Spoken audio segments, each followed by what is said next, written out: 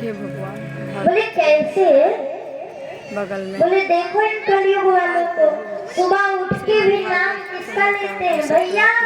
राम राम। एक दूसरे से कहते हो ना, कहते हो ना भैया राम राम? क्यों करते हो एक दूसरे से राम राम? कोई उत्तर है? राम राम क्यों करते हैं एक दूसरे से? बहुत बड़ा कारण है महाराज इसके पीछे भी। आओ थोड़ा सा इस पे ध्यान दे कि हम लोग सुबह उठ के एक दूसरे से राम राम क्यों करते। देखो राम बहुत ही छोटा शब्द है, हो सकता है बहुतों को ये आता भी हो, परंतु आजकल दुनिया मोबाइल वाली। ये कहाँ से आया? ये प्रहलाद जी महाराज बता रहे हैं किसको? अपने पिता हिरण्यकश्यपु को। शास्त्रों को उठा के पढ़ो कभी, क्या बता रहे हैं महाराज? राम बहुत ही छोटा शब्द है। आप लोग भी जब छोटे होंगे तो पढ़ते होंगे का खा गा गा स्वर व्यंजन। तो रा जो है स्वर व्यंजन में कौन से नंबर पे आता है? कोई बताएगा? रा कौन से नंबर पे आता है? आज जाके थोड़ा काखा गागा दोबारा पढ़ना। रा जो है 27वें नंबर पे आता है। अब रा के आगे क्या लगा है? जोर से बताओ जिसको को पता हो। नहीं पता है, और जोर से। आ का डंडा भूल गए? बीच में क्या आएगा? आ का डंडा। वो कौन से नंबर पे आता है? हाथ से बताओ पहले। अभी सबके हाथ नहीं उठ रहे, अब भी नहीं उठे। पहले नंबर पे या दूसरे? दूसरे। तो 27 और 2 कितने हो गए? 29, 29। अब क्या बचा? थोड़ा जोर से। माँ, वो कितने नंबर पे आता है? 25वें। अभी हमने जोड़ा था 27 और 2 29, और 29 और प्लस 25 कितना हुआ? 29। कितना हुआ? 29। 54। एक बार राम का जो वो निकल के आया कितना? और सुबह उठ के कितनी बार बोलते हो? फिर नहीं उठा रहे हो? एक बार की दो? एक बार राम, 2 बार, 2 बार। अब जरा 54 पे गुणा करो 2 से। 108। कितना? 208। 108। 108। 108। अच्छा, माला जाप की जाती है, वो एक माला में कितने दाने होते हैं? 108। केवल 2 बार सुबह राम राम कहने से हमारी एक बार की माला पूर्ण हो गई। जय श्री राम। एक बार की। जय कौन बता रहा है? बेटा बता रहा है पिता को। पिताजी इतना बड़ा है राम का नाम। पिता ने जैसे ही सुना तुरंत कहा इस खम्भे में भी है तेरा राम। बोले हाँ, इस खम्भे में भी है हमारे प्रभु राम। तुरंत पिता ने खम्भे में जोर से मारा और उस खम्भे से नारसिंह भगवान प्रकट हुए। बोलो नारसिंह भगवान की जैसे ही नारसिंह भगवान प्रकट हुए तुरंत ले जाके हिरण्यकश्यपु को घर की चौखट पे लिटाया। बोले बताओ तुम इस समय धरती पे हो कि आकाश में? बोले मैं तो कहीं नहीं, आपकी जांग पे हूँ।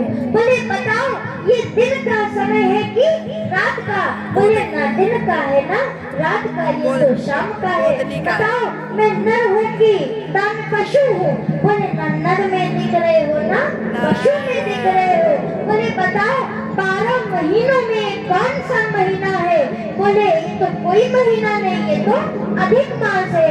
जब इस प्रकार बताया तो जो है नरसिंह भगवान ने अपने नाखूनों को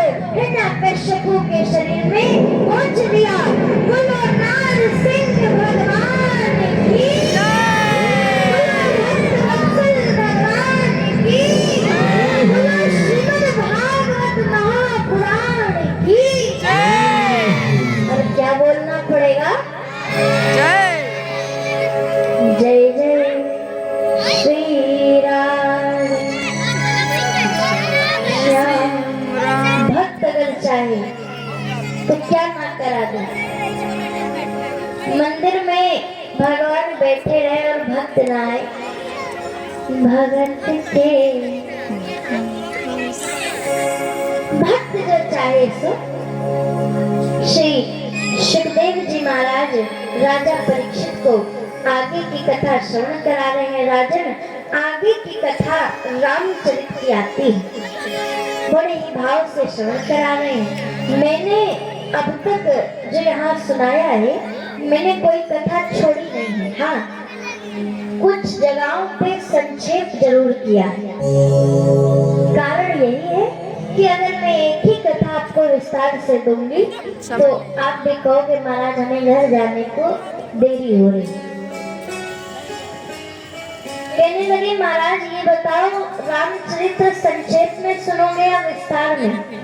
हम आपसे पूछ रहे रामचरित्र संक्षेप में सुनोगे या विस्तार में?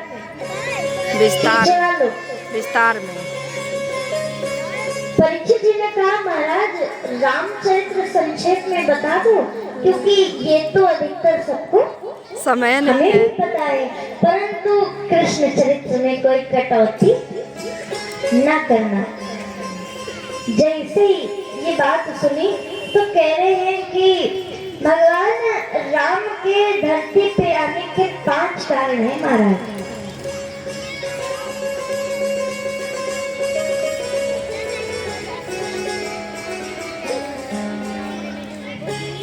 जैसे ही कहा 5 कारण है तो कहने लगे महाराज इन्हीं 5 कारणों को बस हमें विस्तार से आप बता दो, बाकी तो हमें भी पता है। तो पहला कारण बता रहे हैं महाराज, 2 भाई हैं जय और विजय। 2 भाई हैं जय और विजय, जिनको श्राप मिला है। क्या श्राप मिला है? कि सतयुग में आप अपने हीन कारणों की वजह से हिरण्याक्ष और हिरण्यकश्यपु बनोगे, राक्षस बनोगे। त्रेता में रावण और कुंभकर्ण बनोगे, और द्वापर में दंतवक्र और शिशुपाल बनोगे। अर्थात श्राप के कारण तीनों युग में राक्षस ही। तो एक मैंने अभी सुना दिया आपको, त्रेता वाला हिरण्याक्ष हिरण्यकश्यपु। अब दूसरा जन्म कहाँ पाएंगे?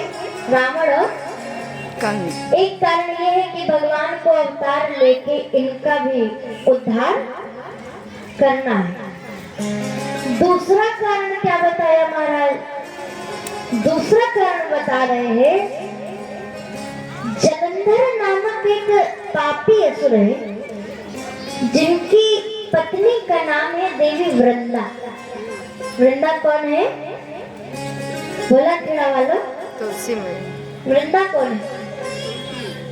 जलंधर की पत्नी। यहाँ तो अच्छा वो हमने सुना दिया, हम तो सोच रहे थे आता होगा। जालंधर की पत्नी थी। वृंदा है साक्षात तुलसी मैया। बोलो तुलसी मैया की जय हो। वृंदावन घूम आए। वृंदावन को वृंदावन क्यों कहते हैं? क्योंकि वहाँ तुलसी बहुत है। वृंदा का वन अर्थात तुलसी का वन। वन पता है ना, जंगल। वृंदा नामक एक महिला है, मैया है, बहुत ही पतिव्रता है। उनका जो पतिव्रत है उसके कारण उनके पापी पति पे भी उनका स्त्री कवच काम करता है। इस कारण कई देवता उनको मारना चाह रहे थे, परंतु मार नहीं पा रहे थे। भगवान हरि ने छल से उनका कवच भंग करा था देवी का। इस कारण जब कवच को भंग किया, छल से सतीत्व को तोड़ा और उधर जलंधर का वध किया, तो देवी ने भी भगवान को श्राप दिया था। उस श्राप की पूर्ति के कारण भगवान को ये ना सोचो सब कुछ यही दे देंगे। बहुत लोगों का कहना है महाराज इस कथा में डेट फिक्स करो, अगले साल कब आओगे। तो अगर मान लो हम अगले साल आना चाहे तो सब कुछ इसी साल थोड़ी सुना देंगे।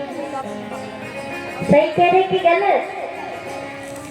और कुछ तो तैयारी हम भी रखते हैं ना कि पिक्चर वहीं पे अच्छी लगती है जहाँ उसका क्लाइमेक्स। इंटरवल कहाँ पड़ता है?